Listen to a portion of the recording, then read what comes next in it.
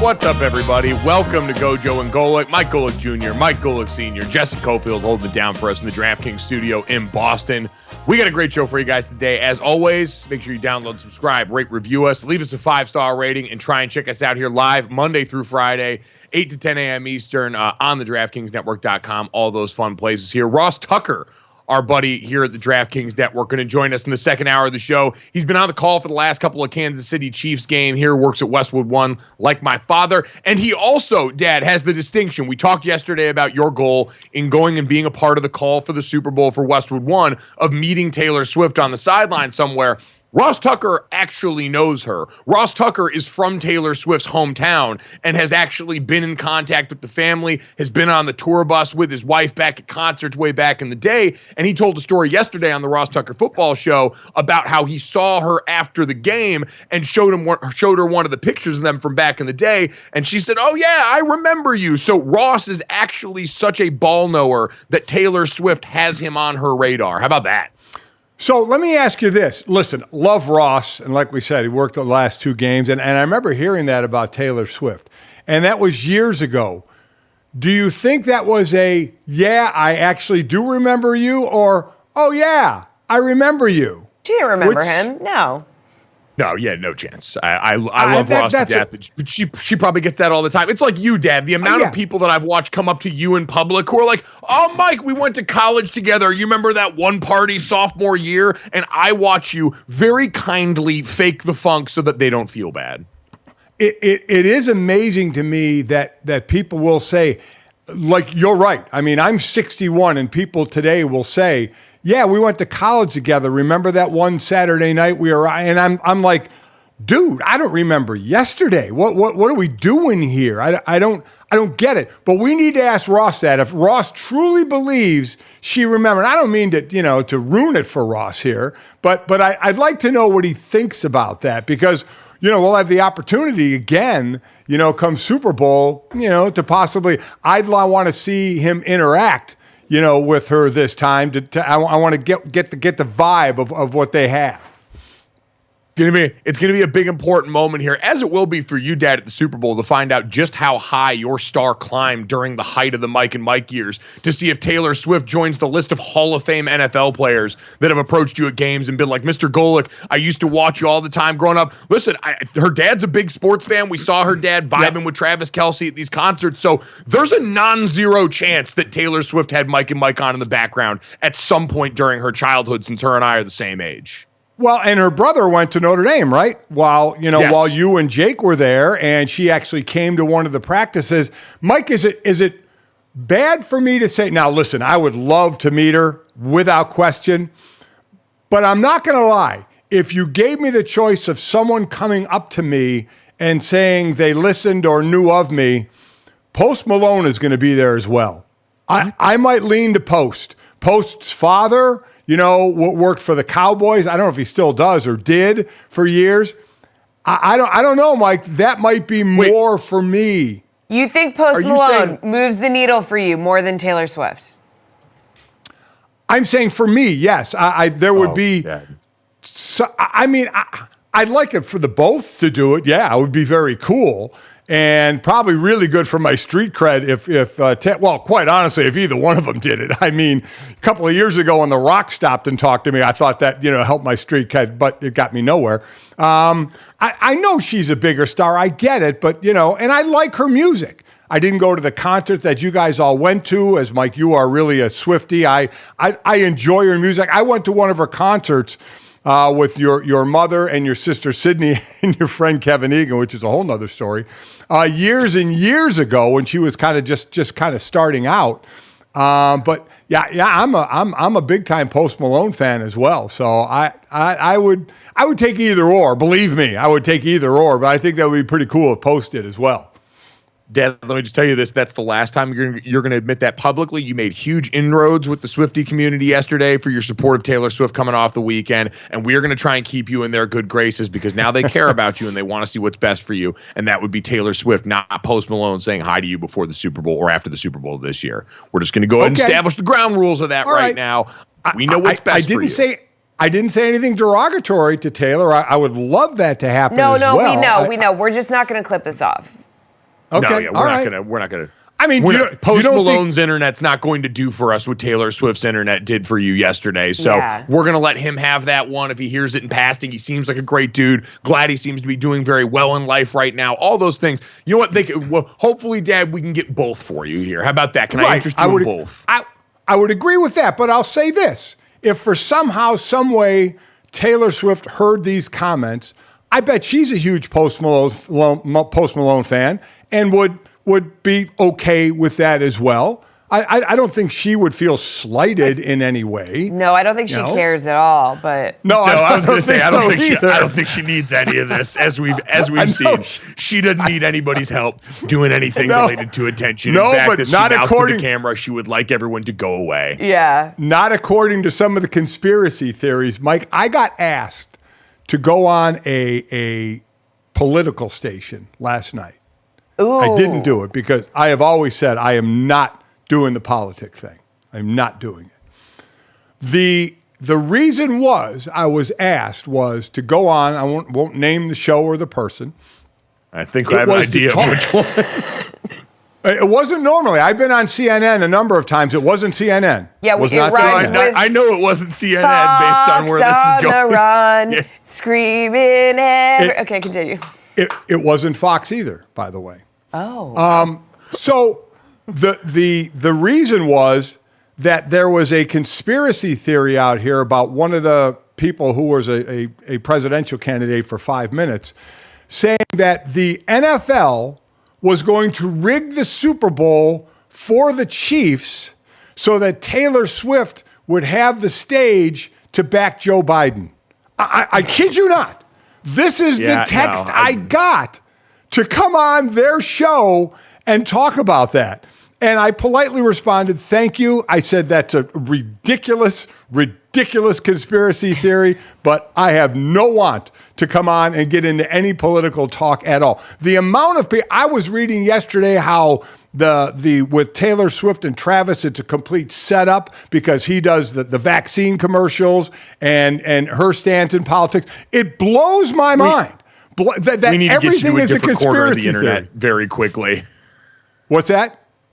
I said we need to get you to a different corner of the internet very quickly because I have also seen these things in glancing blows, and the TV network that Mike Gundy likes to watch needs to go find somebody else to try and do appearances on their shows to talk about this wild stuff. And we need to talk about normal football and not this now. We have lost the plot here to start the show. Can we, for the love of God, talk about the Chiefs being underdogs? No, Senior has something to say. Look at him. I was just going to say, I saw this text, and me and your mother had worked out that we were having breakfast, and I showed it to her. I said, what do you think? She's like, no way in hell are you doing that. No shot. Yeah. Are you going on that show? God. And I thought, I don't need that smoke at all. No. Jesse, speaking of smoke, the Chiefs continue to get smoke as underdogs heading into the Super Bowl. Please save us from ourselves. Yeah, Patrick Mahomes 9-3 straight up as an underdog. That's regular season and postseason. So he improved to 10-1-1 against the spread, regular season and postseason as an underdog. So these are all the underdog numbers. Quarterback is now 2-0. Chiefs quarterback, Patrick Mahomes, 2-0 as a road underdog in the playoffs, you guys. And there was a lot of talk about that, about how he never had a road playoff game. He went out 2-0, let's go. He's now 6-0 against the spread in games which the spread opened at +3 or higher. And he talked about the Chiefs and their underdog status with Kaylee Hartung after the game. We've been underdogs for the last few games, but we never feel like underdogs. We got a lot of guys on this team that know how to win. And when playoffs came around, I knew we were going to make it happen. And now we're in the Super Bowl, and the job's not done. We got to go out there into Vegas and play a great team and see if we can go out there and get the Super Bowl. It's like what we talked about yesterday, GoJo, where it's like, haven't you learned not to bet against Patrick Mahomes yet? And we talked about that with Matthew Berry, and we asked, how are the Chiefs underdogs? And we saw the line moving a little bit, but I woke up this morning to double check again, and the Chiefs are still 2-point underdogs right now. Has no one learned? Does no one care? Does no one understand the force that we're dealing with right now? And, Dad, I don't know, coming off this weekend, are you surprised, based on the football, now maybe that we've got 24, 48 hours to be removed from the immediacy of the game, watching what Mahomes and the Chiefs did to a team like the Baltimore Ravens. From a football standpoint, what would be the justification for this right now? I don't know, quite honestly, because we always talk about Kansas City and their offense, though the weapons have been a bit limited passing-wise to Kelsey and Rashee Rice. Those have been the guys. Obviously, Pacheco out of the backfield. But to me, one of the big differences in this team is we had said before the playoffs started, this is the best defense that Patrick Mahomes has had on this Kansas City team.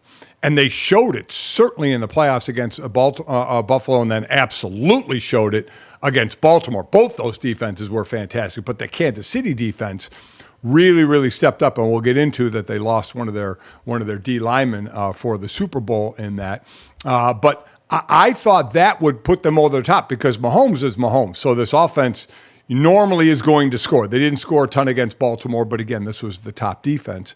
So I'm surprised because this KC defense is playing as well or better than the San Francisco defense. And then even though there's more to it, there's Christian McCaffrey, there's Debo, there's Ayuk, there's, Kittle. And that's probably what they're going on because when you just match up quarterbacks, I know everybody says, how can you favor Brock Purdy over Patrick Mahomes?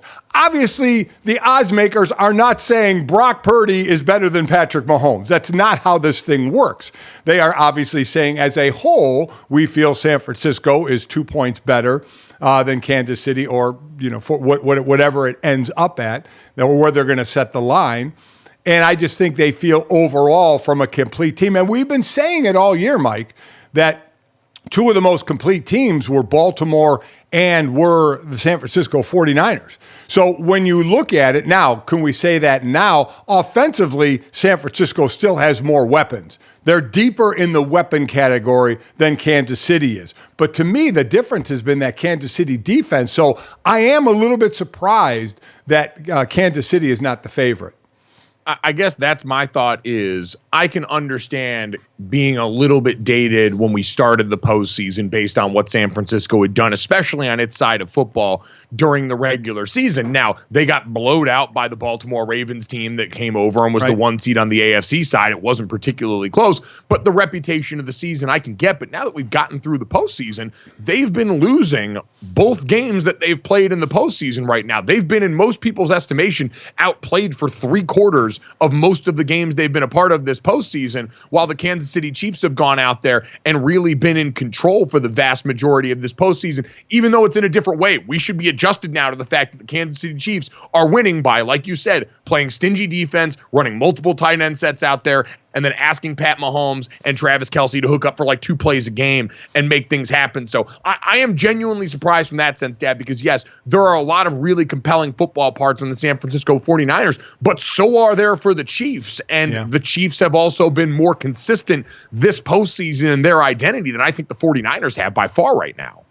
Oh, listen, I agree. In calling the Green Bay game, we saw that offense was off kilter a bit, especially Brock Purdy. And even in this last game, while Brock had a monster second half, he was 13 of 16 for 174 yards and a touchdown. In the first half, he was 7 of 15 for 93 yards and that interception where his hand got hit. So it was kind of tale of two halves for Brock Purdy and the team being down 17 at halftime and then having that monster third quarter. So I agree. It's been more consistent on the Kansas City side. So maybe, are they just daring people? I mean, to just say, are you kidding me? All the money going on Kansas City? I mean, maybe that's it. I don't know. I don't know how the odds game work, quite honestly. But, man, they're certainly daring you, aren't they? Yeah, and I do understand that the whole point of odds is to get enough people to bet on both sides and all those things. There's a lot of very smart math people that live out in Vegas that do this, and that's why I'm a dumb boy that sits in my apartment and does a show with my dad. The 49ers probably could make a claim to this because of the way their quarterback Brock Purdy has played. We've heard the game manager conversation going on around him, and I think most of his teammates have started to notice and lead into the bit. Fred Warner, their great linebacker, after the game, made sure to rub this one in people's noses a little bit. I mean, what can you say about Brock Purdy and his performance tonight? Heck of a game manager. Wow. Managed the heck out of that game, boy. He the reason we're going to have a chance to win us a ring. I love him. I mean, that's really the point where we're at now, Dad, is we can parse this conversation through a million ways. I think Brock Purdy a lot of this has been he's become more of a reaction to fans' reactions here. This is a lot of people fighting about different things all at once when it comes to Brock Purdy. But I do think because of this prolonged exposure to him, because he's been now to 2 straight NFC championships and he's getting ready to go to the first Super Bowl that he's been healthy enough to go to. And the 49ers fans said last year that if he'd been healthy, they had made it there. And I think now we're getting to the point where people can look and go, yes, he is obviously not as talented as some of the other quarterbacks that were left at the end of the dance here in the playoffs. But in 2 games that they weren't supposed to win or weren't supposed to be able to win, coming back from behind in a way we didn't think they were built, he has stepped up and made plays when it's counted. And to do that, being the last pick in the draft, not being that talented, I think is starting to finally just be universally looked at as a pretty cool story, I would hope. So I think now, Mike, there are 2, one's a phrase and one's a word that I just get misinterpreted. It's game manager, and we talked about yesterday, analytics. They're both considered like swear words, right? You can't be a game manager and, oh my God, analytics. As I said, analytics is just information that you ingest and then you choose what you want to do with that information. And game manager, listen, he is a game manager. All quarterbacks at times are game managers. But when they're asked to make a play, go look at the 3rd down play to Juwan Jennings that he made against Green Bay when he threw that incredible ball over the middle and Jennings went up, climbed the ladder and got it. When he had to make the throw, he did. I think one of the reasons that falls on Brock is the fact that he has Christian McCaffrey to hand the ball off to or swing pass to, Kittle to throw the ball to, Ayuk to throw the ball to, Deebo Samuel to hand it off to or throw it to. So they say he just manages that, which he does, and any quarterback would love to be in that situation. But when asked to make a play, he has made plays. So that's all that matters. And quite honestly, all that matters is his teammates know that, and Fred Warner sticking up for him again off the Cam Newton comments that he's a game manager. But game manager to me is misinterpreted at times. I know how Cam meant it, and some people mean it. You can't go win a game. You just manage it by being a point guard and getting the ball to the real players because you can't make a play. And it's ridiculous. It's ridiculous. He can make a play when he has to, but he does have a lot of weapons to deal the ball off to. So you know what he can do? Smile, nod, and walk into the Super Bowl. He's a Super Bowl quarterback right now. Now we'll see if he's a game-winning Super Bowl quarterback. But sure. I think we just get caught up in that term way too much. Well, and it's because his team's accomplishments have put him eye to eye with some of the biggest mutants the sport has to offer, guys that are far longer veterans in this league than he is at that position. And now all of a sudden he's looped into the comparison with them because statistically he's there. And so it forces people to say a lot of weird things that they wouldn't otherwise say when celebrating a story that's an objectively good one about someone maximizing their ability with the opportunity that they were given here. Brock Purdy reminds me a lot of the idea of tracking that comes up in schools where you get, you get people that are able and capable when they're young and smart, put in, classes at a high level, AP classes, honors classes, and they get the best teachers. And they, of course, develop a lot of really good habits because of that and end up doing really well because of that. And the argument always is, well, people that might, need a little bit more help, need those teachers better, would benefit more from it. But what you see with Brock is it has helped now build a bunch of habits that allow him the comfort to go out there and make a lot of those plays. He's a guy with a ton of veteran moxie already coming from college and the amount of ball he played. But, Dad, we always talk about the inverse where rookie quarterbacks play behind a sieve of an offensive line like Bryce Young, and you get hit all the time and you turtle up and you're worried about making plays. Brock Purdy has always had good things at his disposal, and so it's allowed him to play with a confidence and a freedom that's now benefiting this team so they get into big moments, and he's not afraid to cut it loose in spots where maybe others might think twice. And it's going to benefit him more. Sometimes it's more of a benefit to go later in the draft to a better team because in the end, he's going to, from a money standpoint, he's going to make more money than some of the top-rated quarterbacks that came out in the draft, without question.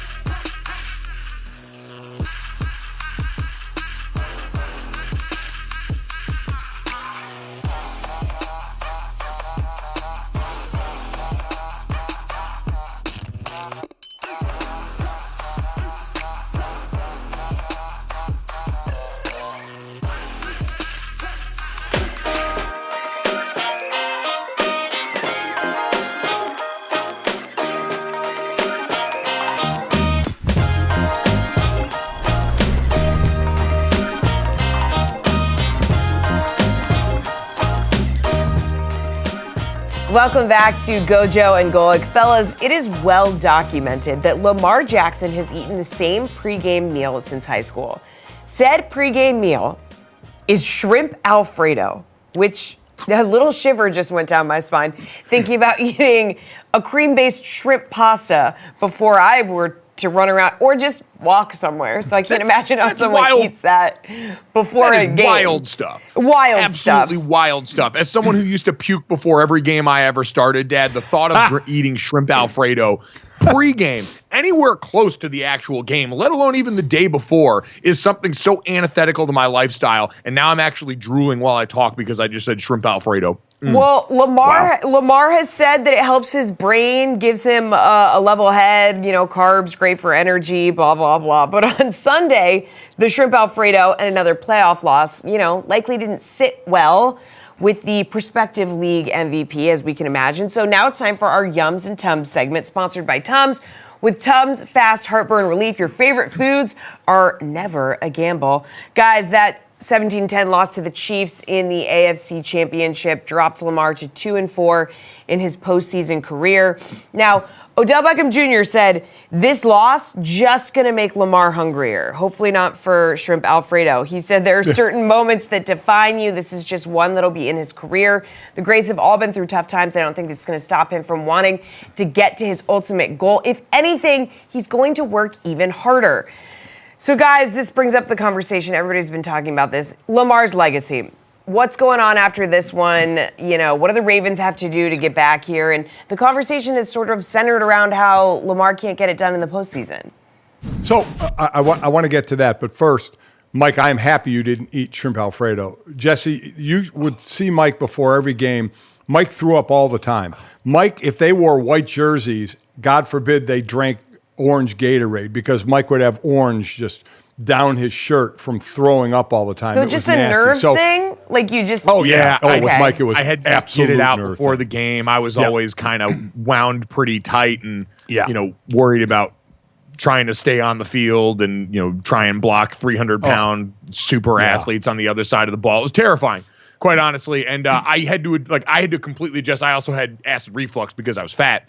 And I had to completely adjust. Like game days, I was eating so little. I had to figure out when to time everything. I was always trying to tinker with it, and it still led to the same thing, which is the back of the tunnel at Notre Dame getting absolutely power washed by my innards. That's you and George Kittle. George Kittle does that too before games. Yeah. So listen, I mean, it's not George Kittle, very rare. Similar careers in football output. Yeah. Yes. Mm-hmm. I remember the Mark Schlereth talking about the Denver offensive line. They would pass around or kind of move around one of those big rubber trash cans, and they'd all throw up in it before the game. So it's certainly not something that Mike, you're alone in. I wonder how pre-games have changed. Like when I was playing, a pre-game meal, 7 o'clock in the morning, included steak, and we ate it, which after a while you realize, why would you do that? It does nothing for you but sit in your gut for the entire game.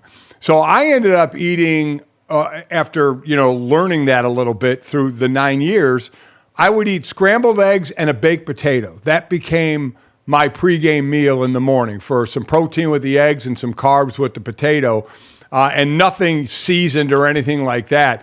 And I would imagine, Mike, that just what you said, you didn't eat a whole lot because you knew you were just ralphing it up.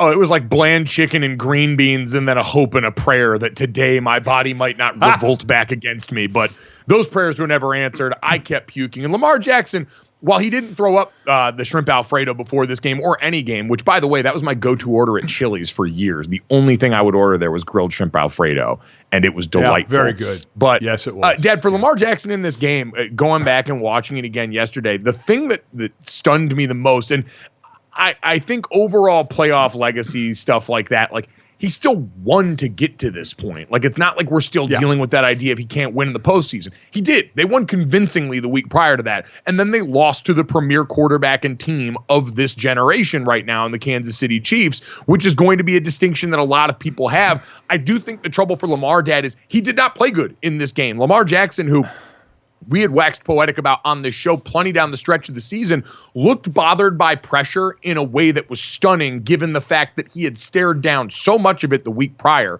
from a defense that was still very good, maybe not as good as the Chiefs defense, but still a good DeMeco Ryans-led Houston Texans defense. And he had stared it down and he had made plays. And in this game, he almost seemed to freeze up in certain moments against this blitz package from Spags in a way that I didn't understand. So that was the disappointing part to me, Dad, is this was out of character based on what we had seen from Lamar, not only in his career, but certainly this season. I agree. The expectation is that he's going to come up with the play because remember, it was a close game. It's a one-score game. But I'll say this again and why I hate the fact that quarterbacks have wins and losses as a stat. Because so much more happened in that game. We went over the amount of veterans on defense who made boneheaded mistakes and plays that cost their team 15 yards and kept Kansas City with the ball. Turnovers that happened as well. And, Mike, I can't get this out of my mind, that you're the leading rushing team in the NFL. Todd Monken had been, I think, really a big-time acquisition in the offseason to be the offensive coordinator, and he's getting looks to be a head coach. But there's another stat that's out. When Baltimore has been within 14 points of the lead, on first down, they've run the ball 50-50. 50% of the time they run the ball, 50% of the time they pass the ball. In this game, when they were down 14, out of the 26 first and 10s, they ran it 9 times. I have no idea why they went away from it. I haven't heard an explanation from Todd or from John Harbaugh about this. I don't know if at some point we will. I'll say again, credit Kansas City defense. RPOs are supposed to come out quick. Credit that Kansas City defense for playing some good sticky coverage and not letting that ball come out quick, and then the pressure getting to Lamar. Because if that RPO is not open, you got to stand and hold the ball longer than you want to. And even in a regular passing situation, regular play action that they run, if no one's open, you got to hold the ball longer than you have to. I understand it's going to be on him. You're the MVP. It's a one-score game, 17-10. You got to try and make something happen. You're the guy that can do it, taking off on one of those 30-yard runs or whatever, or making that big throw. But there was a whole lot else that contributed to that loss. Why I'll say again, I hate wins and loss stats for the quarterback because it's all everybody's doing what we're doing. What does this do to Lamar's legacy? What does it do to Lamar's legacy? Because this is how we judge quarterbacks. Todd Monken did a ton for this offense this year. It seems like he's got a good chance of being back next year. Mike McDonald's getting ready to go and interview with the Seahawks today. Seems like he's going to be the one they probably lose, which is a shame because that was a defensive masterpiece from that man against the Chiefs, outside of a couple drives in the first half.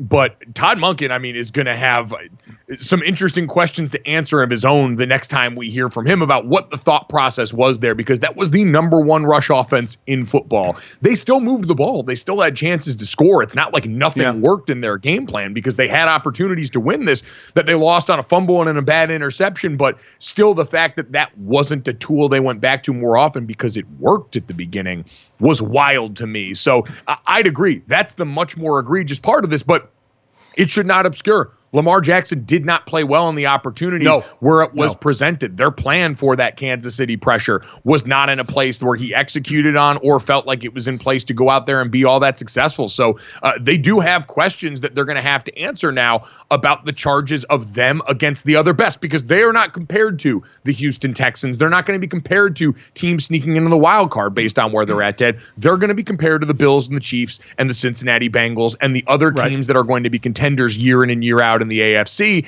And we've seen everyone south of, really, it's going to be Buffalo and Baltimore now, Dad, that have those things to cope with, right? Is how they are going to fare going up against the best of the competition the AFC has to offer. And while that's not the worst slander you can say to someone, once you've won an MVP, that's where you get discussed.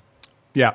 I think, and I've heard people say that Todd Monken wanted Lamar to throw it more to show that he could win this game, which is a ridiculous thought. You do what you have to do to win the game, okay? That's what you do. So that means you do with what you've done well, and that's running the ball. So I don't buy into that mentality at all. Now we'll wait and see if they have their defensive coordinator back or if he's going to be a head coach somewhere.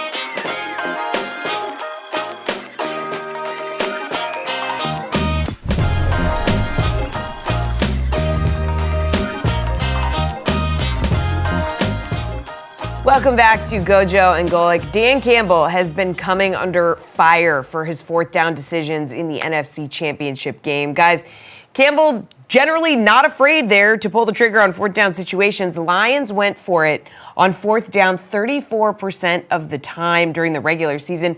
That is the highest rate of any team this century, according to ESPN Stats and Information Research. Despite the loss, despite the criticism, Dan Campbell has no regrets. It's easy hindsight, and I get it, I get that. But I don't regret those decisions, and that's hard. It's hard because, we didn't come through. It wasn't able to work out, but I don't. And I understand the scrutiny I'll get. That's part of the gig, man. But, we just didn't work out. I was going to ask you what you thought of the Dan Campbell criticism, but I already know, GoJo, you're going to stand by your man. Always. Dan Campbell forever. World without end. Amen. And I do go back to this again because I didn't have this stat yesterday. Shout out to Dan Orlovsky, who I saw breaking this down on ESPN yesterday. The Lions were stopped 3 times all season on 4th and 3 inside opponent territory. As Dan pointed out, it was basically their tush push. They had this down. It was a part of their DNA, Dad, that is practiced and that is repped. And so you can call on it in big moments like this. And that's why, again, I go back to process. I understand, hey, we're a bottom line business. Football is about what you ultimately produce. The standard is the standard. Your record, you are what your record says it. All that stuff like that. But man, we got to stop acting like this was something completely out of character, out of nowhere, or something that hasn't worked overwhelmingly for them. I disagree. I disagree with you. I heard Dan say that as well, and I heard Dan also say if they made one block, that play was in. And my answer to that is if I hit 3 more numbers on the Powerball, I wouldn't be doing the show. I don't care if a play wouldn't work. It didn't work, okay? And there's a different outcome to every situation. You can say it only didn't work 3 times, but has it ever been run in a situation where you need to bank your 3 timeouts, that you need them so you don't have to rely on an onside kick as the outcome if you happen to not make this one? Every one of these situations, from the 4th down in the 3rd quarter to the 4th down in the 4th quarter, had different situations. One, you could go up 3 scores. The other, you could tie. And that goal line. And oh, by the way, if Dan is this aggressive guy that we all love, tell me then, Mike, on 4th and 3 with 7 seconds to go in the half on the 3-yard line, why didn't Detroit go for it then? Why did Dan kick the field goal to go up 24-7? Where was the aggressiveness at that point? Because you lose a lot of the advantage of going for it down near the goal line when you're coming up at the end of the half, because the field position's not affected as much as it would be if you're dealing with time the rest of the game and you have someone started off back up there. So that's every situation's different.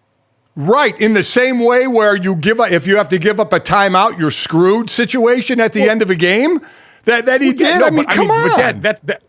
But Dad, that wasn't a 4th down. We're not talking about 4th down decision making on the run you referenced. You and I both agree. No, but you're talking about a run. You're talking about the decision of using a play that could potentially cost you a timeout, and then you're wiped out on kicking it off deep. Yeah, that's what I'm saying. Every situation, and I know that's the answer for the end of the half. I know that's the answer, that you're not playing a field position game. I don't that's my what point. You're getting at, though, because that run that we're talking about wasn't a 4th down decision. It's not lumped into the conversation. I know, Mike. I understand that. I'm saying every play has a consequence. That's my point. Yeah. The 4th down play, I get why they kicked the field goal. I understand why they kicked the field goal. My point isn't just 4th downs. That's why I'm going to that running play that cost them the timeout. Every play has a significant consequence to it. And while Dan has been very aggressive, it cost him here because of that. It was absolutely the right play at the end of the half to kick the field goal. I was sitting at home saying, you got to kick the field goal here. Completely get it. Because that was, to me, the right thing to do in that circumstance. And I will forever say, I don't care if they were one block. Even Dan Campbell said they were one block away from it working. I don't care. It didn't work, and it cost you the onside kick. That's what was laying on that play. That's all that was laying on that play was you were going to have to now do something if you didn't make it that barely anybody does anymore. Anybody does is recover an onside kick. And you put your team in that situation because you ran the ball. Yeah, no, I realize now you and I are arguing about two different things. I wasn't talking about that play. I understand your gripe with that play, though. Absolutely. My thought was just on the fourth down calls that came earlier in the game and all of those things. So I understand what you're saying about that play. And all of this does kind of go back to this idea that we're mistakenly lumping all this stuff together in the same way you talked about before. I went and looked it up the other day. It's semantic satiation is when you say a word so many times that it starts to lose its meaning. You've ever done that, Dad, where all of a sudden you've heard a word repeated so much, your brain kind of spaces out and you sort of lose the plot? That's what's happened with analytics right now. Because I saw the Mike Florio tweet yesterday, and Mike Florio, does a great job for the most part, and is a contributor to Football Online and all that stuff, and tweeted yesterday, a coach told me earlier today that analytics was just a way for people who never would have gotten jobs in football to get jobs in football. To understand that is to understand why they get so defensive whenever anyone questions analytics.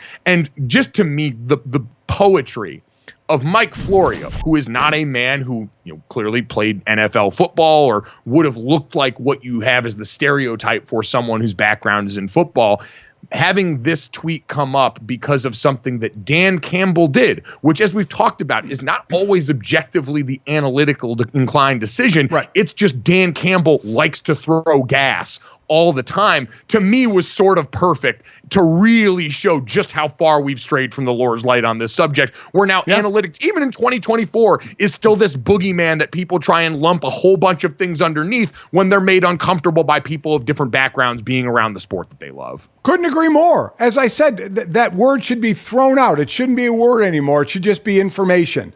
That's all it is information, and you base your decision off information. You can go with the information that says you should do it this way, or you can go against the information that says you should do it this way. It's whatever you feel. So I'm with you. The word analytics is so warped right now. Like I said, like game manager, it's just warped. It's just warped into our thought process of it. The bottom line is Dan Campbell is an aggressive coach. When push comes to shove, he's going to take the aggressive approach. That doesn't always mean it's right, and it's not going to work every time. We know that.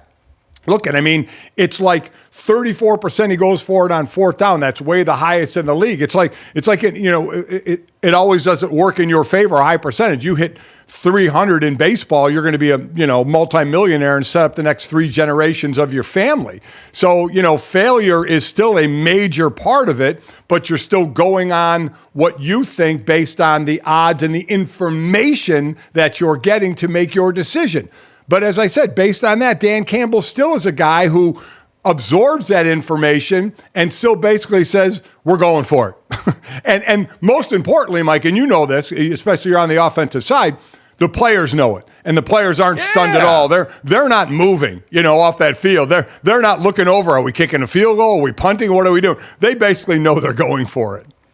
I just want everyone to stop blaming analytics and people that do math for anything that you don't like currently about football. This sport is too big, stupid, and violent to ever become siloed into anything you're worried about it becoming, like too many corner threes in the NBA and the spacing there, or what baseball's become right now. Like, it's too interdependent a sport. That can't happen. And so again, I'll say what I tweeted yesterday is, if you love football and you have something to offer it and you come from a background that might not be the most traditional, come on in, man. We got room for everybody here. Football's better when everybody's involved, and this kind of gatekeeping is lame. It's old. It's tired. I thought we were kind of done with it, but apparently it's going to creep back up the moment feel infringed upon by, oh, wait a minute, checks notes, Dan Campbell being a hyper-aggressive meathead in pivotal situations because he came up being coached, and I saw Kevin Clark mention this, by Sean Payton, who was also one of the most aggressive coaches in football when it came to in-game decision-making. So everybody,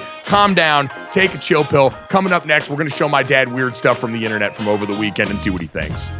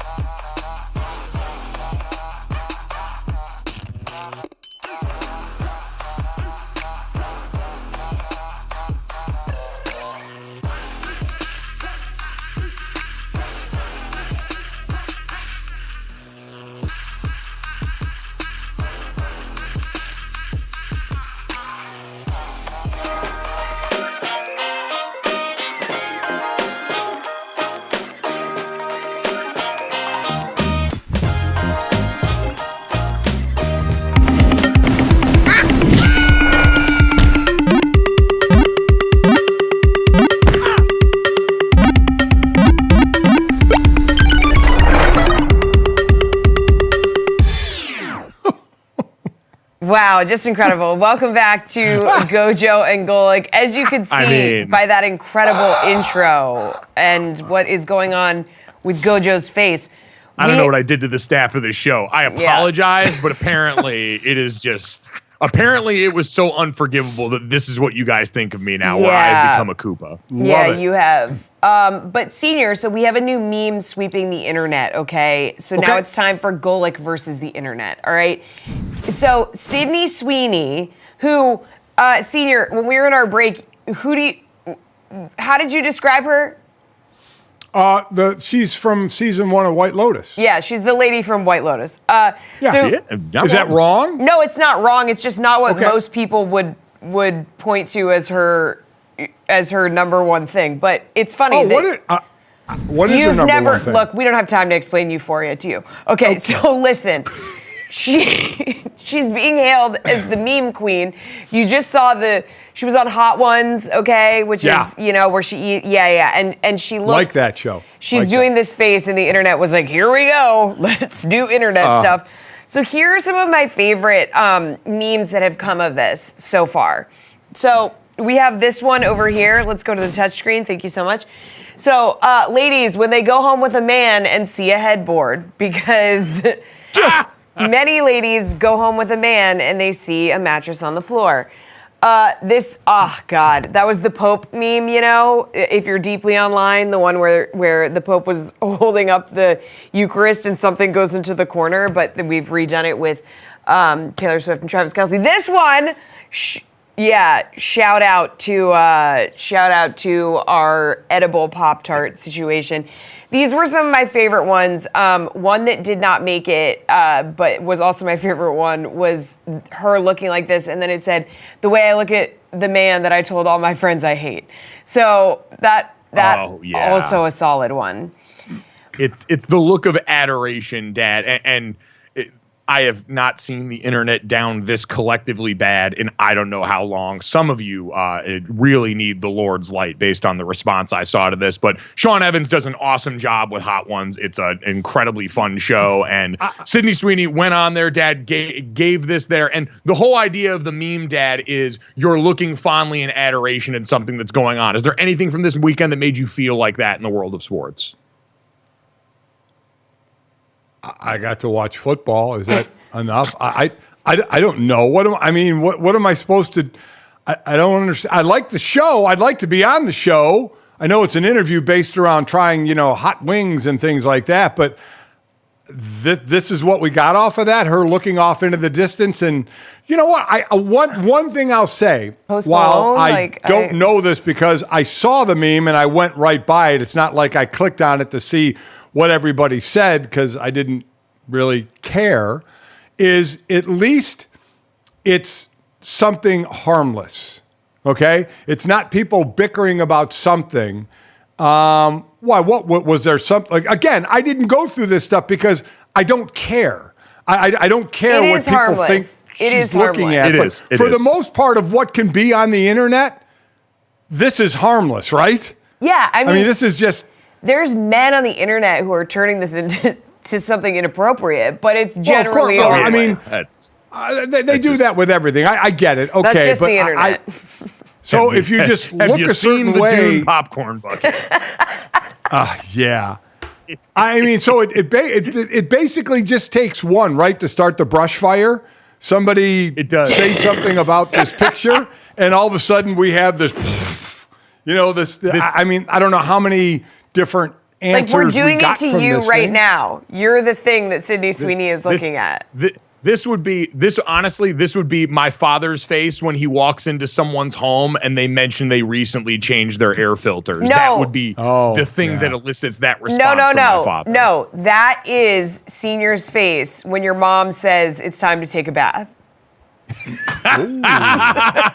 Yes. Yeah. That is when Hunt is thinking about a bath right there. That is 100% all right. the face. All right, I like that game. Yeah, you get it now, Senior? I get the game. Okay. I mean, I'll probably never contribute to the game, but I get the game. I mean, so I like it. It's how funny people can get, but then always some people take it too far, I would imagine. Yeah, that's human nature. Mm-hmm. Exactly. Right. It is that kind of game there. So that is, by the way, the face I made looking up and watching, even in the midst of a Ravens loss, our dear sweet Notre Dame child, Kyle Hamilton, absolutely balling this weekend. But Jesse, let's get to this catfish situation here as we throw more internet things at Dad. Well, we're not sure we're going to have time for everything, so we're actually going to go straight to Elmo. Elmo, our dear sweet Elmo, went on the internet and asked an innocuous question. He said, Elmo is just checking in. How is everybody doing? But because this is the internet, everybody, first of all, this has 93.1 million views. Come on! Yeah, so Monday morning, Elmo asks this question, and the answer is not good, guys. General weariness about the state of the world coming out here. Detroit Lions fans took a lot of opportunities to talk here. Basically, what we've come to find is that people on the internet are not doing well, okay? Really not doing well. And Golic, if you came across this on the internet, Elmo's just asking how everybody's doing, what would you say to Elmo? How would you respond? I would say this is stupid. Why do I care what Elmo thinks about, my thought about anything? Well, you can't just be nice to Elmo and answer his question? Like, Dad, you're the one person who I feel like when Elmo asked, how are you doing, would actually say, I'm doing fine. Like, you generally seem to be having a good time. If you're asking me what I would answer, and I never even saw this tweet, and I never even would even think about answering it at all. This is one of those I would just move on from. That I would say, fine, thanks for asking. I mean, no more, no less than that. That would be it. But it seems people love to take the opportunity to really go down roads that are, quite honestly, horrific. Yeah. When something is simple like this from a sweet character like Elmo asks it. So, because we get this all the time in society where when people ask you, how are you doing? Most people do what you just did, Dad. We give a nondescript answer and sort of move on because they're not really asking. I don't know what it is about Elmo. Maybe it's the familiarity, especially with a lot of people my age, about a childhood figure that made them just want to trauma dump all over Elmo. Like, if they actually showed this stuff to Elmo, this is what we need content-wise. We need Sesame Street to have Elmo do one of those mean tweet-style readings where Elmo just reads the responses to how his question went over. I do think Sesame Street, the Twitter had to release a statement being like, if you are going through a mental health crisis, please reach out to somebody, because the responses were so dark. And why are you, if you have a mental health crisis, why are you telling Elmo? Because who else can you tell? Maybe Elmo's their only outlet. Tell a friend. I mean, Elmo is a friend. Plus, in all honesty, if someone in real life asks you how you're doing, do they really give a damn? No. Do they really care? So why am I caring about if Elmo is asking me how I'm doing? Because it's a great opportunity I treat it like anybody else asks me. You don't really care. Fine, and I move on. I mean, Elmo apparently cares enough to ask. I don't know why you're coming at Elmo right now for caring. Oh, I'm not coming at Elmo. You seem to be angry at the wrong person here. No, I don't mean to be mean at Elmo. That's now, it's more the people, the 91.5 million people that view this thing like it's real. Like this is real. I mean, it's not. It's not real. It is real. It is Elmo the puppet asking a question. It's not real. Speaking of real, this is also a very real time to remind you that if you're not watching us here on the DraftKings Network, the YouTube channel, Samsung TV Plus or not, you might miss out on some of these very visual bits that we've turned into a largely audio platform. But that's okay. Most of you who listen to this show, from day one, we told you we were going to bring your timeline to the airwaves, and we have done just that. And as my mom just texted me and my dad, wow, your dad is bad at the internet. And Mom, I promise you, truer words are never spoken. And that's why we've got a whole segment for it. Elmo is not real, people. Oh. Whoa. When you answer Elmo, you're answering nobody. That's dark. That poor admin. That's dark.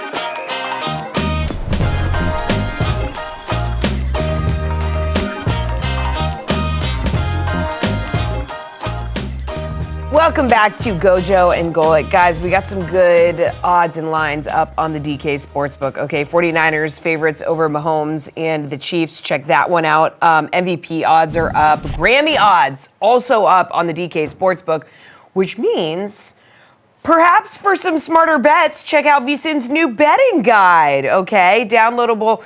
It's downloadable. VSiN's free betting guide for the Super Bowl features the expert handicappers and analysts from VSiN. It includes key Super Bowl betting trends, historical analysis, as well as tips, prop betting strategies, all of it. Just go to www.vsin.com/DKN to download your free guide today. Pretty awesome. So make sure you go download that. All right, now let's bring in another member of the DKN family. We have Ross Tucker here joining us now. Great to have you, Ross. Yes, Ross Tucker, host of the Ross Tucker Football Podcast. You guys can follow him at Ross Tucker NFL on social media. What's going on, brother? Hey, guys, I'm doing great. How are you guys doing? Can you hear me okay? Yep, gotcha. We got you, buddy. Awesome. Yeah, I feel like I'm coming on to break on a fight based on the image you guys posted, GoJo and Golic on social media. It looked like Senior was smashing Junior in the face, and it looked like GoJo, you had a pretty good grip on your dad's throat, maybe? Ross, they basically mock me at my horrific abilities with the internet, because even after that segment, I mean, right before we came on, Mike, your mother poked her head in here and said, "You are awful. You are awful at Twitter. You're awful on the internet." And I am, because some of it to me is just dumb. It's just dumb. I'm sorry I don't play along with some of it, but man, it just seems like a whole lot of work for nothing. Hey, Mike, you know what you need to tell your wife, Chris, and she needs to realize this? I just finished finally the Reggie White documentary, and you look like you lost about 100 pounds. I mean, you look amazing, and hopefully your wife appreciates how healthy you are and how good you look compared to when you were on the air for ESPN when Reggie unfortunately passed. So you're saying back then I was fat, is what you're saying? Well, not many guys clearly look fatter after their playing days than when they were an NFL lineman, but you pulled it off. You were clearly fatter on ESPN than you were as a D lineman for the Eagles. No doubt in my mind. I did. You're right. You are right. I was in my fluffy right stage. It was like right here and here. Ross, that's the Golic family trait right here, is right below the chin. It's why we all now wear beards, because if not, there's that second chin just lurking there in the rafters. But you're right. My dad's one of the few people who ate his way from linebacker in college to 3 technique in the NFL to straight up nose guard post-playing career, and then has now found his way to, I think, being like a tight end that splits out. You know what? Maybe like a Travis Kelce is where dad's at now. He's not going to be a devastating blocker going at you, but he's going to go out here and get some wiggle in space, which maybe is the transition we need, Ross, to what you've been up to the last couple of weekends. Like my dad, you call games over at Westwood One, and you were on the call for the last couple of Chiefs games down there working this. So you've seen this postseason run for Kansas City with what most people look at as one of their more unlikely rosters in recent history here. What stuck out to you seeing this team up close through this postseason run so far as to why they've been able to maximize this group in particular? Well, there's a bunch of things. I mean, first of all, isn't it interesting how every team is trying to either sign that wide receiver that's like a difference maker for 20-some million a year, or draft that guy in the first round? You got to have that guy, right? The Chiefs traded probably the best receiver in the league, and now they're going to back-to-back Super Bowls after they did that. It's really wild if you think about it. So that's part of it. I am stunned that they were able to win both in Buffalo and in Baltimore. They're giving me a very Belichick-y, Brady vibe, in the sense that every team they play somehow makes these like unforced errors that they shouldn't, or they have that one play where like, oh, if we just did this instead of that, Zay Flowers, or if Bass makes the field goal, or way back in the day, if Hundiff makes the field goal or Lee Evans catches the ball. They're that new team that it feels like you almost have to play a perfect game to be able to beat them. The other thing is I don't think they get enough credit for their physicality. You've been doing a good job GoJo on social media showing some of the clips. They've been really physical. Although I was disappointed, really disappointed, that the Ravens, where are the design quarterback runs? Where is the Gus bus? What bothered me the most about the Ravens losing wasn't that they lost. It's like they didn't go down doing what brought them there. And that would really leave a bad taste in my mouth, especially if I was a Ravens O lineman. Yeah, I mean, again, Gus Edwards and Justice Hill each had only 3 carries in the game, and Lamar certainly didn't run as much as he had. We've been talking about, don't understand the Todd Monken game plan at all in this one. But we always talk, when we talk Chiefs, obviously, and with good reason, we talk Mahomes. But I'll kind of compare it to when Tom Brady won the Super Bowl for Tampa Bay, Ross. During that playoff run, if that defense doesn't play the way it does, Tampa Bay never gets to the Super Bowl.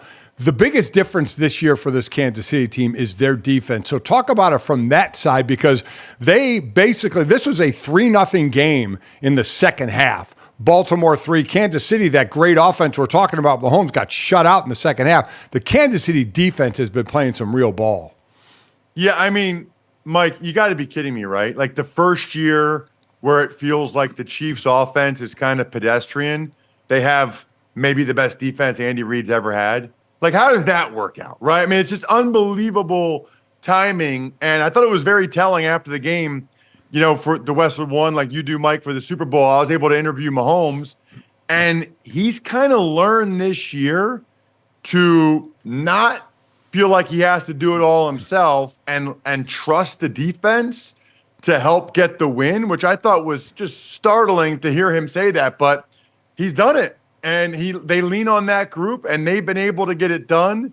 They're very impressive. And that's a whole other thing, right? Like, Spags hasn't gotten one interview, not one interview because he's 64.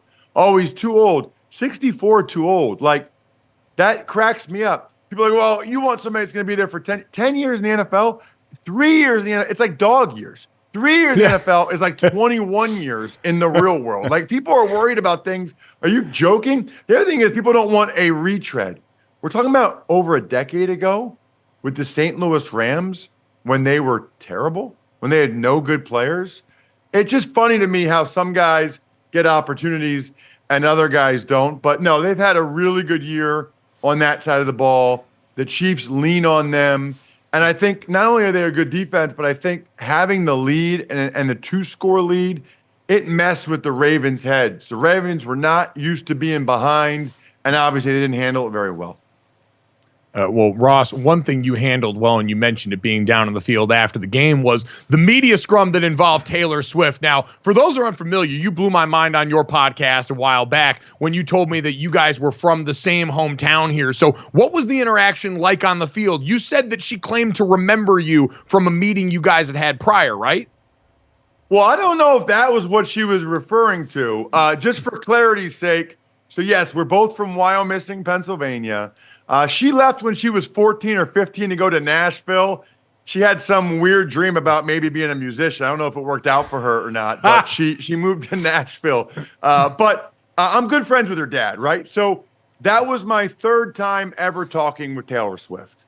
2007, I was on her RV with her dad, and then she actually came on before she was opening up for Brad Paisley at the Allentown Fair in Allentown, Pennsylvania in 2007. And I actually talked to her for a decent amount of time in 2015 in Nashville before her concert. I don't know what era it was, maybe 1989. It was like Wildest Dreams was my favorite song she played at the concert. So it was my third time seeing her. So you guys will appreciate this. So GoJo, if you're the Westwood One guy, you get to interview the coach and the quarterback right next to the steps, right after the trophy presentation, right? So I'm right next to the steps. Well, then in comes Taylor, and she's inside the ropes or whatever, and she's got her security detail, and she's with Ed and Donna Kelsey, and I'm like 5 feet away from her, right? Now, both times I met her, I didn't have the beard. So I'm thinking, and I talked to her dad, like, I don't know, like maybe once a month, like fairly regularly, right? He's really into football, awesome guy. So I'm like, I feel like I got to say something, but like, what do you say in that setting? So here's what I came up with, GoJo. I pulled up a picture on my phone of my daughters with her dad at her concert in Philly in May. And I go like this with my phone. I'm big, right? So she can see. So I show her the picture. I have my phone like this. And I'm like, Taylor, I'm Ross Tucker from Why Missing. I'm good friends with your dad. And she looks at the picture, looks at me, and she goes, oh, yeah, I know you. I know you. Like that. Which, by the way, huge missed opportunity for me. I could have been like, I know you. I know you. Yeah. But, and so I said, I talked to your dad this week. And she was like, oh, okay. But then, like, I didn't want it to be weird. So I've interviewed Ed Kelsey and met him before. So I went right to Ed. I'm like, hey, Ed, what's up? And he's like, oh, Ross, I didn't recognize you with the hat. I thought you looked familiar. So I didn't want to be like, I didn't really have anything else to say to Taylor at that point, right? Like, I made the connection. She saw the picture. She said she knew me. I got what I wanted out of that. I got the interaction, and then I was able to talk to Ed Kelsey too. So here's the thing, GoJo. I know the dad, okay, and I know Ed Kelsey. So I'm trying to work both angles for the potential wedding invite. You know what I mean? Like, I'm trying to make sure that both sides would approve of my attendance. Joking. Don't post that on social media and act like I'm serious. So Ross, let me ask you this, because now I'll be working sideline for the Super Bowl for Westwood One. And if I find myself in that position, if Kansas City wins, same way, we get inside the ropes there when they come down from the steps to interview them. So what could I use if the same scenario? Now, I know Ed as well, so I'd probably say hi to Ed. Saw him out at, where were we? Oh, at the Tahoe event, the golf event out in Tahoe. So if I were to see if Ed was there and Taylor was there, how should I approach that? Should I say, hey, Taylor, I know Ross Tucker. Should I do that? I mean, what should be my way to try and start a conversation with her? So I would not say that. I'm not convinced she really knows, like, my name that well. I think she just knows there's a football player from Why Missing that my dad talks to a lot and likes. Right. Like, I think that's what she knows, right? So I would go with, first of all, just so you know, you're not getting within 5 feet of her, right? Like, there's her security detail is such that they are surrounding her. And then it was her and the Kelsey parents. So you're not like getting that close to her. So I think the move there, Mike, without any hesitation, Ed, what's up, man? How are you? Hey, Mike, how are you? Blah, blah, blah. Like, and then be like, congratulations, that's awesome, thank you. And I'm like, and then I would like kind of look at Taylor, or like see if she's looking at you, see if Ed maybe makes the intro. Like, you got to feel the situation out at that point. But I think for your strategy, unless you have a picture of your kids on your phone with Taylor's dad, I think maybe your strategy, Mike, should be just go the Ed Kelsey route. There you go. Good advice. You go with the reverse Ross Tucker on this one. You work back to forward, and then you try and find your way to the mountaintop with that. Ross, while we're talking about Taylor, we probably should take this time to also mention a little bit about Travis, just because seeing him up close now, he was a guy we watched during the regular season, didn't seem like he had this kind of juice left. Some people thought that since his brother's retiring, they got the podcast, that he might be on the verge of that as well. Do you feel like this postseason run has sort of been an indicator that Travis Kelce's got more left in the tank as far as his football career? Without question. No doubt in my mind. It's unbelievable. I mean, it's, the whole year I thought maybe he lost a step. And maybe he did lose a little bit. But also he was pretty banged up and was playing hurt all season, right? So I don't know how much of that is he really lost a step versus, he's just a little bit banged up. But these last couple of games in particular, he's been amazing. I mean, think about the first drive, guys, where it's 4th and 2. They have maybe their best cover corner, Brandon Stevens, is on him man-to-man. Mahomes looks right. It's not there. He comes all the way back. Kelsey streaming across the middle field, throws to him. Then they get to the 20-yard line. The Ravens have Kyle Hamilton, all-pro safety, who's maybe the best physical matchup I can imagine for Travis. He's like 6'4", 215, long arms. Like, if anybody can cover Travis Kelce man-to-man, you would think it's Kyle Hamilton. And yet, even then, Kyle has good coverage. Mahomes gives him a back shoulder throw. He makes the catch. It's just incredible how often those guys make the key connection when they have to. I don't see any signs of him retiring. Maybe I don't know what I'm talking about, but those guys seem to have a pretty keen understanding of, number one, the value of everything they're doing off the field is very much amplified if you're still on the field. And also, we're now getting to the point where Kelce has a great argument for being the best tight end ever. Some people will still say Tony Gonzalez or Gronk or whatever you think. But with every year, he's making his argument more and more convincing.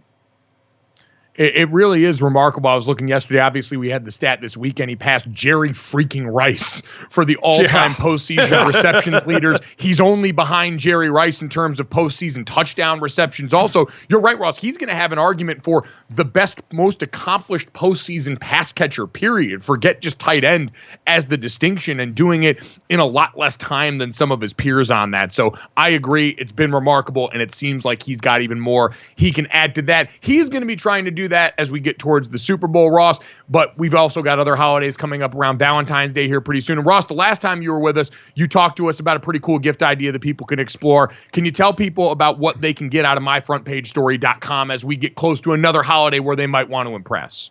You know what I just realized, Gojo? I totally blew it because I talked to Kelce before the game and I made the connection of being from Wyomissing and knowing Taylor's dad. And so we were talking, her dad played football at Hawaii. And then he's from Philly, Mike, and then he actually went to high school in Williamsport, but played football at Hawaii first, then transferred to Delaware. What I should have said to Travis before the game, Travis, I got the best Valentine's Day gift for Taylor ever. It's called a story from myfrontpagestory.com. I'll give it to you for free. Just give it to her on Valentine's Day and see what happens. You want to talk about missing my opportunity to shoot my shot. It really is, though, the best Valentine's Day gift ever. Nobody knows. Like, everybody does the same thing, right? Like a gift card or flowers. Once, Mike Sr., or tell your brother, Gojo, or whoever, change it up. Do something unique. Have something written. Looks like it's on the cover. I mean, look at this thing. Looks like it's on the cover of the newspaper. Beautiful, framed. Just when she sees it and sees the pictures, like Mike, this would be a picture of you, the grandkids, the kids. Chris would look at that and be like, unbelievable. This is amazing. This is so cool. It'd be hanging up in the house forever. And make sure, Mike, if you do it, make sure you say, I just never thank Chris for all the little things she does for me and the family. Even, Mike, even if you can't think of anything, just say that line. I've seen 7 women video now of the women crying when they get to that line in the story. myfrontpagestory.com. myfrontpagestory.com. In fact, Mike, I'll get you one for free too, but Chris is listening right now, so it'll totally ruin the whole thing. It will, yeah. It does. Yeah, but I appreciate the sentiment. You missed your Christian juice check moment to shoot your shot with Taylor Swift and try and change your life with that. Hopefully you're going to have another one. I feel good about your chances there. I feel even better about this entire experience. It's been awesome. You guys, if you want more of this great insight, check out the Ross Tucker Football Podcast. New episodes Monday through Friday. You can also catch them on from 4 to 4:30 Eastern on the DraftKings network right here with us. Ross, thank you so much, brother. We will talk to you soon. All right, boss? Really appreciate it. Always great talking with you guys. Can't wait to see you guys next week in Vegas. Thanks for having me. Thanks, Ross. God help us all. God, my voice is finally recovered after yesterday, Dad. So that being said, it was a real humbling reminder of what's getting ready to come up next week and how not ready I am for it now. I'm so happy I'm to the point now where I am, because when I first started going to the Super Bowls at ESPN, even doing the morning show, I would go out, and man, it didn't take long for me to say, can't do it anymore. Even though we don't have to get up early in Vegas, we'll talk about our show times when we're there next week. But I've learned a valuable lesson that you need to learn as well.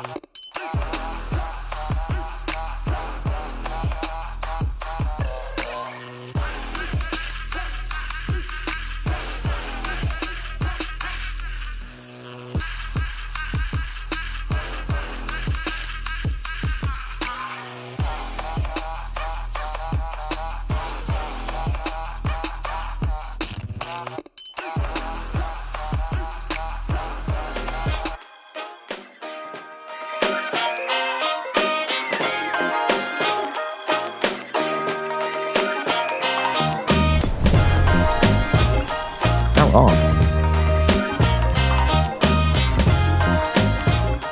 Welcome back to GoJo and Golic. We've barely done the postmortem on the Ravens. The body is still warm and the hits keep coming. So there is potentially a lot of turnover with the staff, guys. All right. So Todd Monken, Mike Macdonald, both drawing interest from around the league. Both Monken and Macdonald have completed virtual interviews with interested teams over the past couple weeks of the postseason. The Chargers, meanwhile, have officially hired Joe Hortz away to make him their GM. So, guys, there could be a lot of changes here to this Ravens squad by next season. And now, do we expect they're going to need new coordinators as well?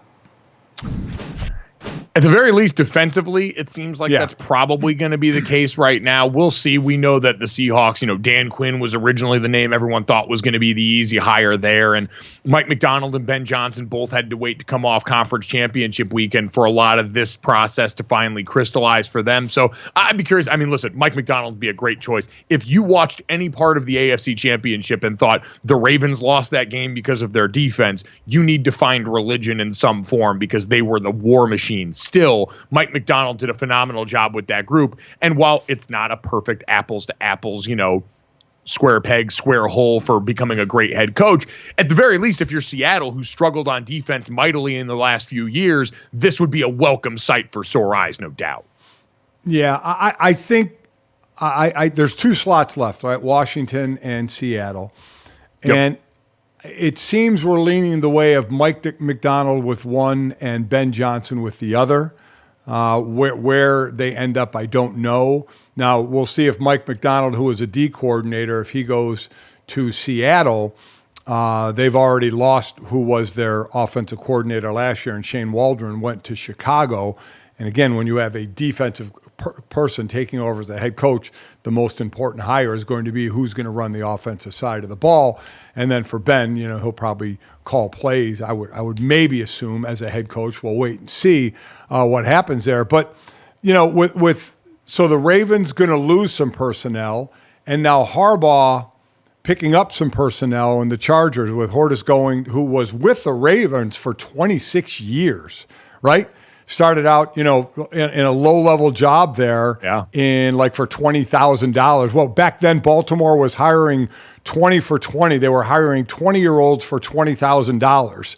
And he worked his way all the way up to the director of player personnel, handling NFL and college players. So now he's going to have to work with Harbaugh, who, the last time Harbaugh was in the NFL kind of battled with his GM a little bit. So because they got work to do there. Because he's got to work with Harbaugh because he's coming from working with a Harbaugh. Like there's all this Harbaugh on Harbaugh fest that tends to go on when we get to these spots, which is funny. But you're right, Dad. It was kind of the knock on Jim coming off the 49ers tenure was by the end, there really seemed to be a lot of friction between him and the front office based on how to do this. And when you get him there first before you hire a GM or anyone in there, it kind of indicates to everybody on the outside who they think is going to have the upper hand when it comes to final roster say.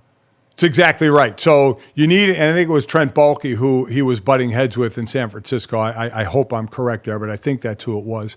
So they do have to work hand in hand because they're a team that's, $54 million over the cap that they have to get squared away by the start of the new NFL year in I believe in March. So, that's got to get taken care of. So you want to have that good working relationship. And then it's always the good teams have to then kind of re-up with new coordinators. See the Philadelphia Eagles, who, since being in the Super Bowl, lost both coordinators, and then the next year, which was this year, fired both coordinators. So they now, in the span of 3 years, are going to have 3 different offensive coordinators and 3 different defensive coordinators. So it can change on you. If Ben Johnson leaves in Detroit, he got a ton of praise. So then who does Dan Campbell pick to replace him? That's the one downside. I guess there's no downside of being good.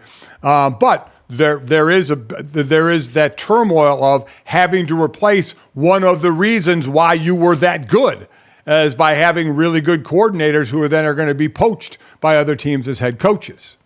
Well, and this is why we see a lot of ownership when it comes to making these decisions worried about securing a very good offensive head coach who's got that kind of background and might potentially be your play caller, because especially when you're one of the organizations that doesn't have, a Patrick Mahomes, a Josh Allen, an Aaron Rodgers, one of the surefire, almost coaching agnostic players it feels like on there, and you've got a Jared Goff who has thrived with great play callers also in tandem, who has some physical limitations to his game, the worry starts to be, well, all right, if we sub out the great coordinator, and we've all agreed Ben Johnson, them holding on to him for another year was huge for that offense, what's it do? I think that's sometimes the fear that creeps into the mind of people, even though, Dad, it can sometimes be as simple as, well, hey, we've got a quarterbacks coach on the roster who we trust to go and be the one that we elevate after their time working under this person, or the other people that, a guy like Dan Campbell, to use this specific example, knows from his playing and coaching journey who he'd have ready to go. These are all things you can do to offset that,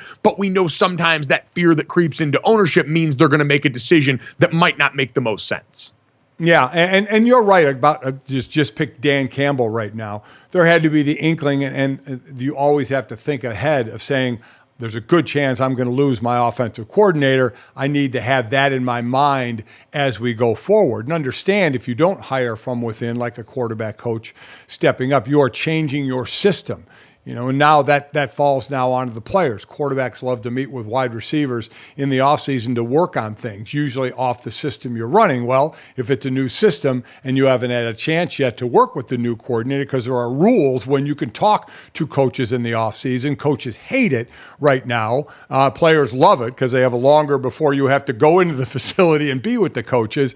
Coaches hate it because they want control of players, 24/7, 365. So it turns into all behind the scenes type of things, but things that can add a little bit of turmoil to a team. Yep, no doubt. It's variables in a sport and in general in the minds of control freaks and coaches who want to try and keep everything the same as often as they can. And the best organizations are the ones that are able to weather that pretty consistently, because you're right. When success happens, this is what you've got to plan for. If all things go well, your coordinators are going to get poached. That's showbiz, baby. And so now you get to adjust on the other side of that. And so that does go a long way in how we are going to talk about, though, Dad, a lot of these very competitive divisions going into next season, because we've seen other teams on the rise, like the Green Bay Packers in the NFC North with the Detroit Lions. We've seen in the AFC North the injuries that are going to come back off the table and make that an interesting and more competitive division even than it was this season going into next year. So some other interesting coaching moves that we had come up yesterday too. Raheem Morris filling out his staff in Atlanta, bringing Zach Robinson over, the quarterbacks coach from the Los Angeles Rams, there as well, to come and coach that team there. He's a guy looked at as one of the maybe rising stars in the NFL. The Browns hired Ken Dorsey as their offensive coordinator, the former coordinator for the Buffalo Bills that was let go there as well. We mentioned Kellen Moore heading to Philadelphia. So a lot of names that we've been used to, Dad, getting some new homes here throughout this. That's going to make it very interesting. But for, I think, the Philadelphia Eagles and the Los Angeles Chargers, you've got to feel in both cases pretty good about the direction your organization's going back to a hire where if you're taking front office personnel from the Ravens, you can usually feel pretty good about the pedigree in that building and what they've been a part of from a competence standpoint. And then for the Eagles, it does feel like, all right, we went out here and we got known commodities on both sides. They both come with their flaws. They're certainly not perfect, but at the very least now that feels a lot more like stability than coming off last season when you got both your coordinators poached. You mentioned Zach Robinson, now going to be the O coordinator, 37 years old. He played ball, cup of coffee with a couple teams from 2010 to 13, then didn't get into coaching until 2019. Ended up being the pass game coordinator for the Rams. That's the only team he's been with, so another one under McVay, now becoming a coordinator for Raheem Morris. The other one interesting to me, Mike, is going to be the Bears. So Eberflus stays as a head coach. Poles stays as the GM. The big decision, and I don't think it's a big decision, I think they're going to draft Caleb Williams with the first pick in the draft. I think that's the route they're going to go, whether we all agree with it or not. I think that's what they're going to do. But they hire Shane Waldron, the O coordinator. We thought maybe it would be, Lincoln Riley? What was it, Lincoln Riley? No, it was Cliff Kingsbury from USC that thought because they're probably taking Caleb Williams, but it's Shane Waldron, who was again with the Rams, so you're going to see a lot of motion with the Bears. And then they hire Eric Washington as the D coordinator, even though Eberflus is a defensive guy. Washington kind of holds the same thought process of that Tampa 2 cover 2 defense.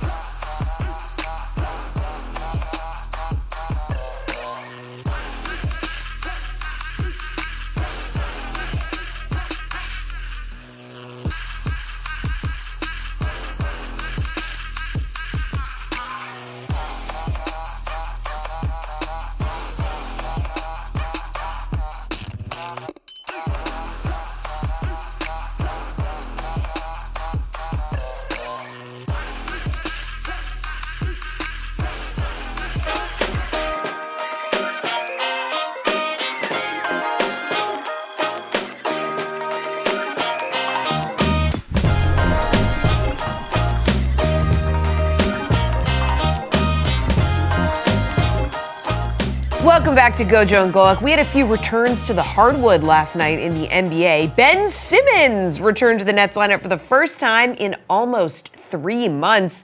He finished with 10 points, 8 rebounds, 11 assists, a steal, and no turnovers in 18 minutes of playing time.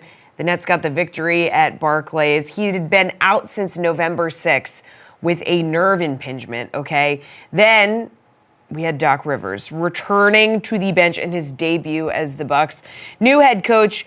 Now Milwaukee fell to Jokic and the Nuggets 113-107. But Doc was encouraged by what he saw. He said that.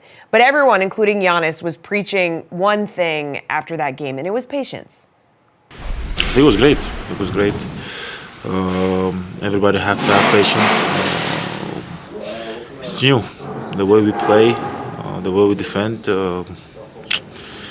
It's going to take a while to get used to. We slowly adjusting, change a couple stuff. Coach staff gotta have patience with the players. Players gotta have patience with the coach staff. But I feel like for the first game, it was good. Okay, I know that you really want to talk about Doc Rivers returning because we don't really care that much about Ben Simmons. Well, I mean, you know what? Ben Simmons, I'm sure the Brooklyn Nets care a lot about Ben Simmons coming back. And I don't know where you are with that, Dad, but he's someone that, because of circumstance, partially because of his own doing, I look at what Ben Simmons has been as a player in his career and say we've probably already seen the best that he's going to offer on teams that have the most chance to be relevant right now, the 10th place Brooklyn Nets. His future because of injury all seems pretty murky at this point, but on a base human level, very good to see him back out on the court, at least healthy enough to go.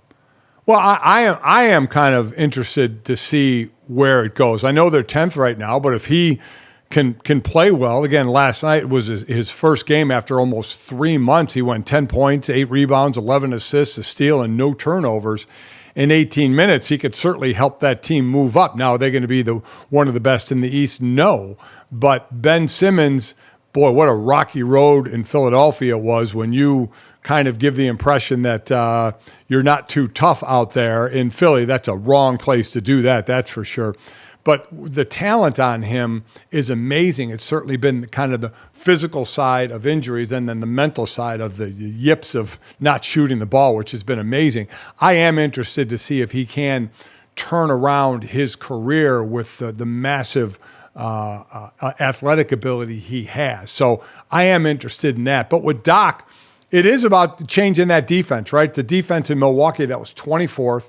Now, they lost a tough first game for him. You're playing the defending champs in Denver, and Jokic still gets a triple-double. Though his triple-double only included, didn't include like 40 points, right? So they actually held Denver to like 113 points. And it's so weird to hear one of the best players in the league on one of the best teams in the league preach patience, right?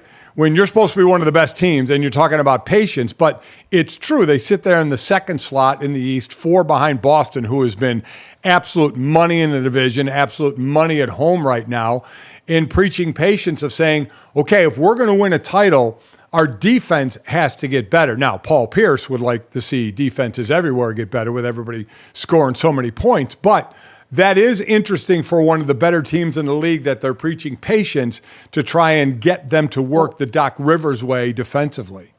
I mean, they're preaching patience after they just fired their head coach, who was a first-time head coach for not being, or like in his first season with them for not being good enough. Like, there is a lot of irony built into that, oh, now you want to be patient. When I get it. It's because they did not think Adrian Griffin was the right choice based on what they'd seen. And they believe, based on Doc's very long pedigree and history in this league, that it can be good, but it is going to take time. I loved the Doc Rivers quotes, very Stugatzian of him, where he said, I wouldn't wish this on anyone when talking about taking over the Bucks mid-season, as if Doc is getting ready to go down in the coal mines, having to coach Giannis Antetokounmpo and Damian Lillard for the rest of the season. Give me a break. Yeah, so true, so true. But I mean, the Bucks are going to be there, right? It's Boston, it's Milwaukee, it's Philadelphia. The Knicks are kind of right there. Cleveland, what a big win over the Clippers. 2 teams that are basically, I know Cleveland's, I think, 4th in the East. I think the 3rd or 4th in the Clippers. No, 5th, I think. And the Clippers are like 4th in the West. A big win for Cleveland, not even at full strength, because the Clippers have been unbelievably hot. Wasn't too long ago, Mike, we were kind of mocking that team for the 30-somethings when Harden chose that team, and they were not looking great out of the gate. And, boy, they're playing better now. So you wonder what they're going to end up doing in the West. But now, everybody's attention will start to turn a little bit more toward the NBA after the tough time when the NFL season ends after next Sunday. But I think we're banking up for some really nice races out there.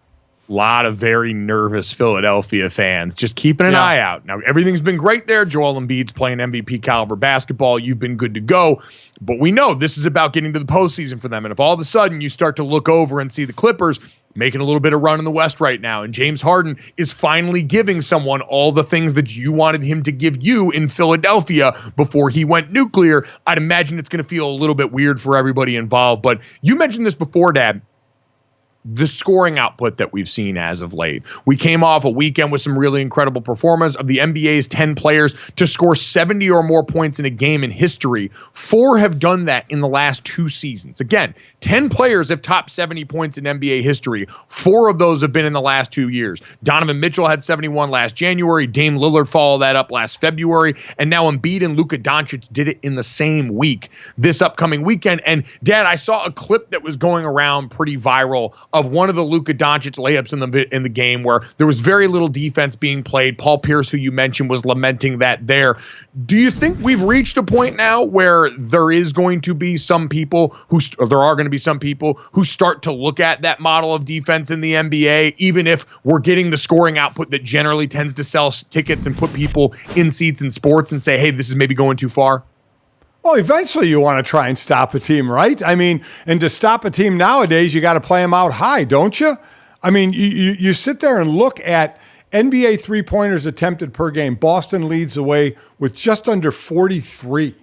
I mean, seriously. I mean, that's just amazing to me, the amount of three-pointers that are taken. Now, again, three-pointers have been around for a long time, but again, we get to the analytics. I mean, remember we talked about Houston when Harden was in Houston and the thought of, boy, don't step inside the three-point line, right? Because if you're going to be 3 feet inside the three-point line or outside the three-point line, it's a 1-point difference. We want the three-pointer taken. So they made sure they were back outside the three-point line taking those threes.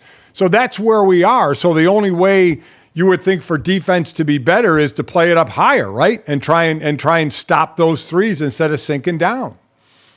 Well, I think there's just, and I've heard JJ Redick and plenty of others cover this really well. Old man in the three, obviously, everyone here at DraftKings very familiar with them and with JJ in general, but there's just so much space to cover. And I don't know, Dad, part of me is empathetic that much like we've seen in the NFL, rules have certainly, and the style of play have skewed towards offense, but also it's just the volume portion of this. There are so many NBA games overall. There's so many on a given night that, yeah, we're going to be able to pull a couple of clips where the defense looks half-assed in January. This is the dog days of the NBA season. We hear coaches and players talk about this all the time.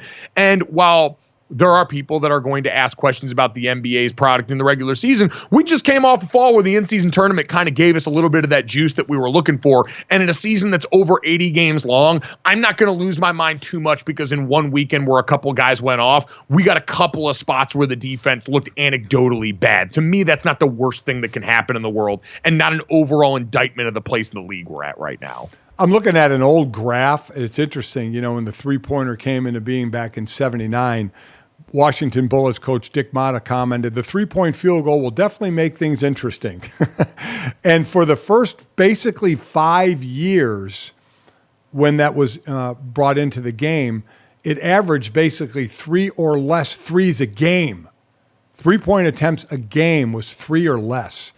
And then this graph stops. I just mentioned what Boston does now, but this graph stops in 2017-18 season when the average was right at 29 attempts a game. So you just see how it's grown over the years. And that's not shocking. I mean, the math just says, we get more points for shots out here. So just as generations go on, you learn to say, okay, I need to shoot farther out because 3 is way better than 2 in the last math I checked.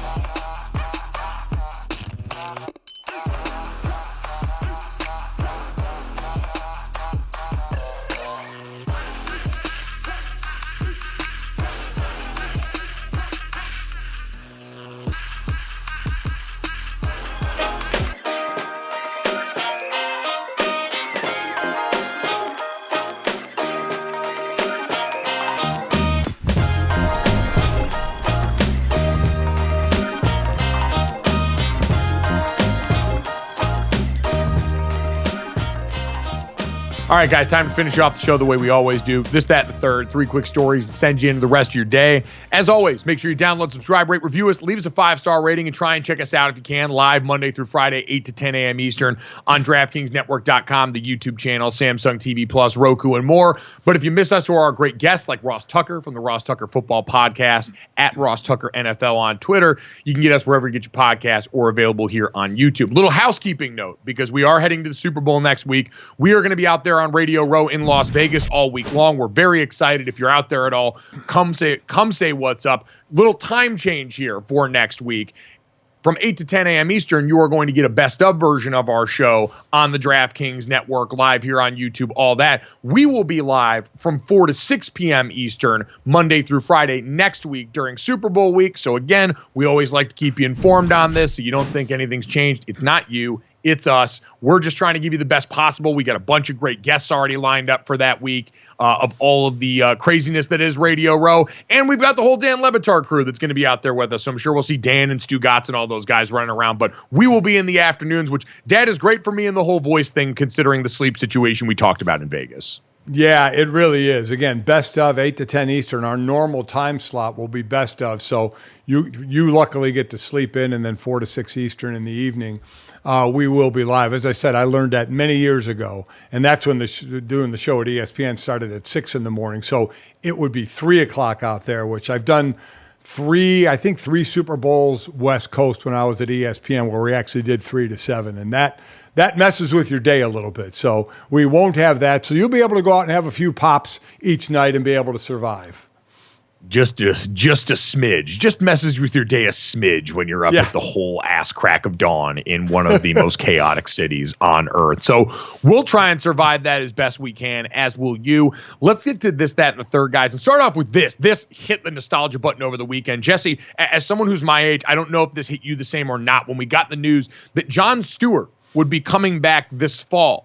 He's going to return to The Daily Show as the host on Mondays upcoming this year, especially during an election cycle. Jon Stewart, who hosted a show that is in its nature satirical, but ended up over time becoming a sort of trusted voice for a lot of people of a certain age, which is maybe a sad indictment of the whole system overall. I'm not sure, but I was excited about this. Dad, Jesse, I don't know how you guys took this in, because I was equal parts excited to have John back, especially knowing the content that's going to come up during an election cycle. But also, we've had Roy Wood Jr. on this show before, who was a correspondent on that show, was one of the many guest hosts that they cycled through. And I was sort of bummed that they didn't give someone else the opportunity to fully take the reins on this now, because I can't imagine what it's going to be like to be whoever has to host the other 4 days of the week, knowing Jon freaking Stewart is leading off on Monday again. Yeah, I was super excited to hear the news, and then I was like, man, people aren't really going to be tuning in except for on Mondays. Yeah, that is true. And quite honestly, I'm usually in bed by then, so I don't know how much I'll see of it. Not going to lie. You can watch recaps. We'll see clips of it on the internet. Yeah, I do watch that. I do watch clips on the internet. That's where I have kind of morphed into today's world of watching the sped up version or just clips of things now, a couple of minute clips instead of the whole show anymore. I do feel I've fallen into that trap. Yeah. Hey, you know what? That's showbiz, baby. You can fall back into that trap, though, starting February 12th. The Daily Show doesn't have any plans to air episodes before then, but Jon Stewart's Daily Show is going to return Monday, February 12th. So going to be really interesting, man. I don't know. I mean, this is a guy that has a lot of very, impactful moments and critical junctures in my life in terms of, being a part of walking people through that. He's a guy that's done a ton of quality work on behalf of veterans and people that have gone through hard times since then. So voice people tend to trust even when he's just trying to make us laugh at stuff, which hopefully will be the case again on this. But that's a big one. He is also on the Mount Rushmore of guests that I want to have on this show at some point. It's Jon Stewart and T-Pain right now, basically at the top of this list. So we're going to very far apart. If we get them both at the same time, boy, would that be a roundtable discussion for the ages right there. Ooh, brother, we can only hope. Speaking of interesting situations, Jesse, let's get to that. As one of the young stars in the NFL, had a real celebrities, they're just like us moment. Yeah, Puka Nakua's girlfriend took to Twitter to talk about Twitter. She was on Twitter, and she posted about how she gets her shopping done with him, which is, as she fondly refers to it, girl math. She says, you want to go to Aritzia, which is a great store to shop at, ladies. She goes, here's what you got to do. You get your man a little a little drink, and then you get him a little bit, seated somewhere, and you get him his highlights. And that's what she did. I think we have the clip here. This is girl math. You bring your boyfriend to the mall. You want to go to Aritzia, this is what you do. You get him some Wetzel pretzel, you get him a drink, you sit his ass down. Make sure he probably has his phone so that he can watch LeBron highlights. And then you're set. You're set to go. Little drinky drink, little snacky snack, sitting there watching LeBron highlights, and now she can go do her shopping. That's girl math. And Wetzel's Pretzels, great pull there. One of the great mall food stands you can find almost anywhere. Dad, large adult men are in very many ways similar to babies in terms of what we need to be happy. And you know this from a lot of personal experience of being sat down on comfortable chairs in malls over the years. So I got to that point, but I'll say this. That was his girlfriend. When your mother and I were dating and I was wooing her, and I would shop for her, to get her a present, I was a great shopper for her. I would go to a store and I would find something she'd like say a leather jacket or something really nice that I thought she would like. And I'd call over a clothing associate or whatever they're called nowadays, I don't know. And I'd say, I like this jacket, start matching stuff around it. And of course, they're flying all over the place, the shirts and pants and shoes and everything. And I will look at it and see what matches well, then I'll buy that. I think I did a very good job. Fast forward to our marriage for some years and having kids. And it got to a point now where if I wanted something, if I saw something I wanted, I would ask Chris, hey, I like that. Can you get it for me? Or if she would go out and get whatever she wanted if she needed it. So there was really not a lot of need for that. That's when I got to the chair mode of finding the chair, sitting down with my snack. But not when I was boyfriend, girlfriend like these two. I put my time in. I shopped, and I was a damn good shopper for her. And she will admit that as well. I got some good stuff. I'm just saying, built different. You used to buy your girlfriend full outfits. Like, you'd come home and be like, I bought, like she was a Barbie doll and you were dressing her. Like, okay, so you're making that sound really bad, like she's a Barbie doll and I'm dressed. No, it wasn't always full outfits. It was like if I liked something that went with her. What, you wouldn't like that if your husband, when you were dating, came home and made the effort to buy? And I bought good stuff as well, stuff that she kept, stuff that she didn't return. Don't start turning this on me, Jesse. I was damn good at this when I was younger. I'm waiting to hear the report from Mom. We'll get the feedback, I'm sure, via text message before the show's done on if Dad actually picked good stuff or if Mom just loved my father so much and wanted this relationship to go the distance. And so she wore these things when she had to and got through it there. Jesse, let's get to one more quickly in the third. Drew Barrymore had a real tough call on the dating apps. Yeah, Drew Barrymore went on her show and talked about how she got catfished by somebody on a dating app. She thought she was talking to the quarterback of the Rams, which, just goes to show, does Drew Barrymore have no idea who the quarterback of the Rams is? So I think this is a good reminder that helmet sports and in general sports are not nearly as popular to the outside world as they are to all of us. But even being the quarterback of the Los Angeles Rams and Matthew Stafford, who had won the Super Bowl, or I thought here maybe like Stetson Bennett trying to slide on the low while he's got some time, doesn't always net you the popularity that keeps you from being catfished. But also, who thinks this is a good idea? Like she said, the guy eventually said he was just joking. How is that your first pitch out of the apps? I'm not someone who's dealt with the apps a ton, but I'd like to think I got a little bit more sense than just saying, oh yeah, I'm going to lead dog with a completely different thing and try and make someone feel dumb right at the start. That seems lame. Yeah, to think that's going to work, I think is ridiculous. Mike, by the way, your mother is actually calling me on the phone right now. I don't know what that means at all. So I'll have to get that after the show ends in about 30 seconds. But the only time I really heard about the catfish you got to know it was with Mike when unfortunately Manti Te'o and that whole situation when you guys were at Notre Dame together. But playing it off as you're the quarterback of the Rams, pretty interesting. Wild move. Yep. Let that be a lesson that usually never works out. Hopefully this show worked out better for you. We didn't catfish you. If you don't think so, download, subscribe, rate, review us, leave us a 5-star rating. Thanks so much. We'll talk to you tomorrow.